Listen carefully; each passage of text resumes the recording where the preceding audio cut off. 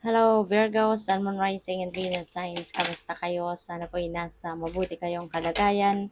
Welcome back po sa Star Tarot at kung bago kayo rito, welcome din po kayo. Please subscribe, like, share my videos, and leave me a comment kung naka-resonate po kayo. Thank you. Virgo, first card po ninyo, it's up to you. Ayan, so nasa sa inyo ang desisyon. Okay? Parang nasa sa inyo yung last say, nasa sa inyo yung, yung final na decision.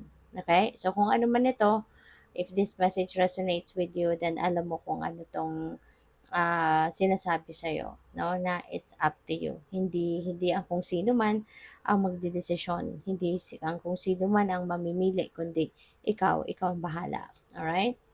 So, we have maybe, okay? O pwedeng meron ditong hindi ka rin sigurado kung ano yung final decision mo rito. Maybe you're going to take it, maybe not. Maybe you're going to push through with your plans, maybe not. Diba? So, depende sa inyong sitwasyon. But you are, unsure kung ano dito yung magiging decision mo. So, maybe it's about time para pag-isipan mo din muna. Okay? Maybe hindi naman ito rush, diba? Hindi naman kailangan na magmadali kayo sa pagdedesisyon. So, kalma lang. Mas magandang pag-isipan mo muna. Mas magandang, pakiramdaman mo muna ang sitwasyon. Alright? So, we have, it is not yet certain. Ayan. No? Maaring ikaw ito. Diba? Ito yung takbo ngayon ng isip mo. Hindi ka pa sigurado sa kung ano yung gagawin mo. So, if you're not sure, then wag ka munang magsalita. Wag ka munang magsabi ng kahit ano. Wala ka munang sasabihin. Ano? Para na wala kang maibibigay muna na impormasyon that could mislead them, diba? So, kung ano man yan, siguraduhin mo muna sa sarili mo before you say something or before you make a decision. Okay? So, tingnan natin. By the way, maraming salamat for subscribing. And if you haven't subscribed yet, subscribe na kayo. And also, maraming salamat din for not skipping the ads. Malaking bagay yan sa akin. And also, please click the join button sa baba ng video kung gusto niyo na mag-join kayo sa membership. Okay? Salamat po. So, what else? We have Dear Spirit, bring a gentle touch.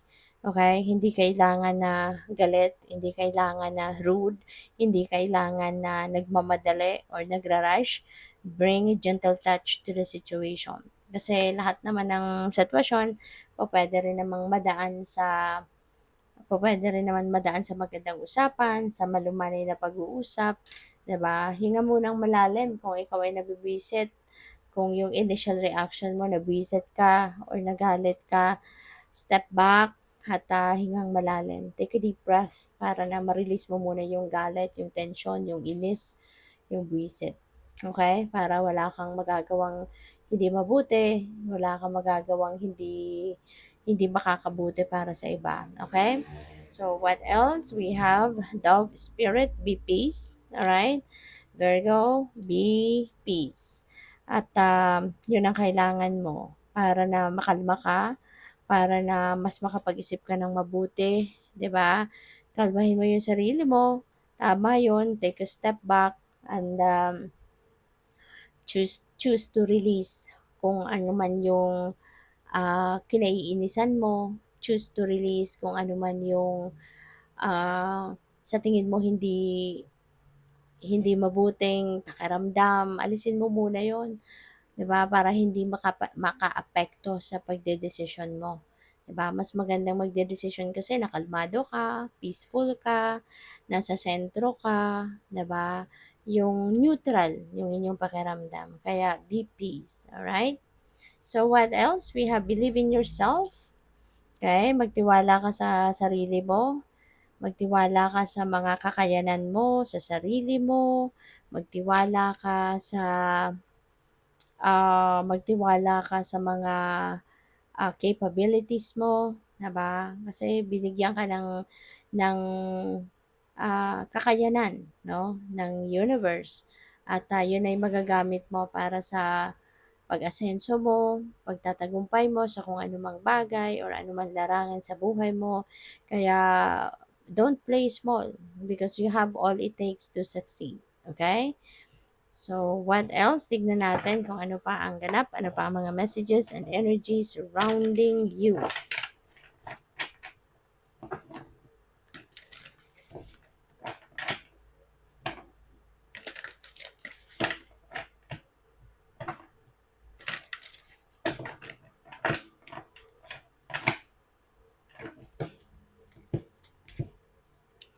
So, we have Nine of Air. Ayan. So, maaring meron nagbabother sa'yo, ano.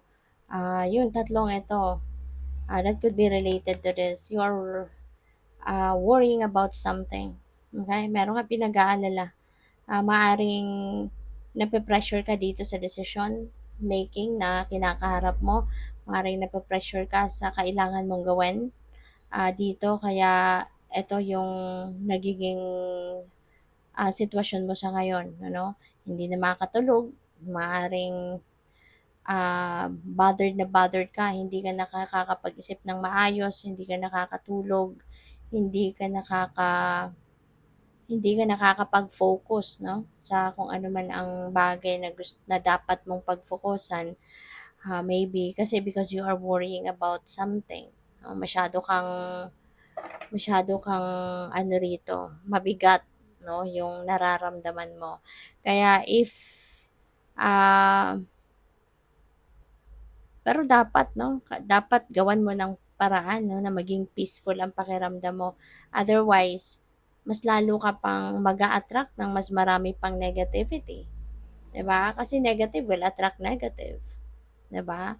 So, kung ganyan ka, nagne-negative thoughts ka, feelings, emotions, nagwo-worry ka, 'di ba? Hindi ka na nakakatulog ng maayos, that's just going to ano, that's just going to um attract more problems pa, 'di ba?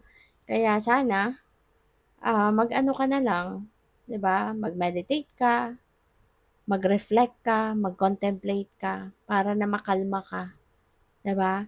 Do something 'no, like meditation para mag-ground mo yung inyong sarili and then you would be peaceful and you would relax kahit papaano para mapag-isipan mong mabuti ang mga bagay na kailangan mong pag-isipan, hindi ba?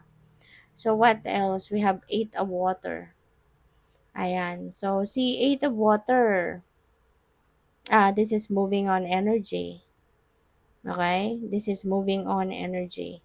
This is you going to look for something else na kung saan alam mo doon ka magiging masaya, doon mapupulfill yung mga dreams mo, mga goals mo, mga ganyan. Um, Kaya siguro, baka nalilito ka din, 'di ba? Baka ito yung nagpapa-worry sa'yo.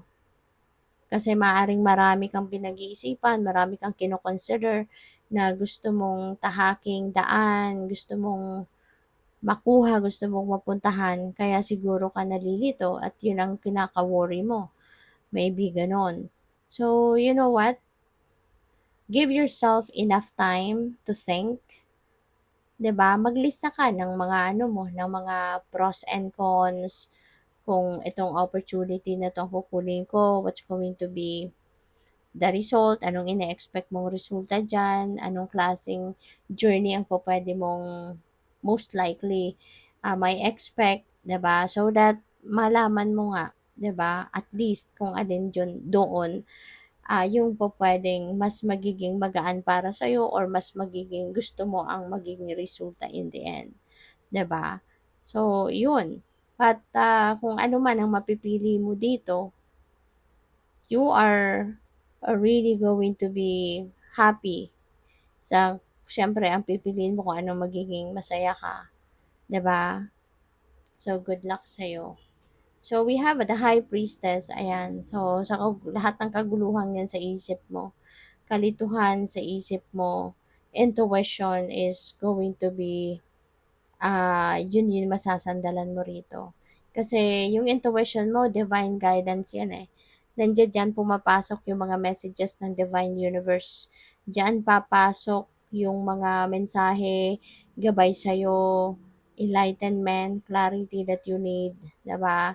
Diyan papasok. Kaya as much as possible pakinggan mo kung ano man yung mga bulong ng intuition mo. Okay? So that you'd be able to figure out kung ano na nga ba ang dapat mong gawin. Okay? Para makalabas ka din sa ganitong klaseng energy. So, good luck sa'yo. Thank you for watching. Love and light. Namaste.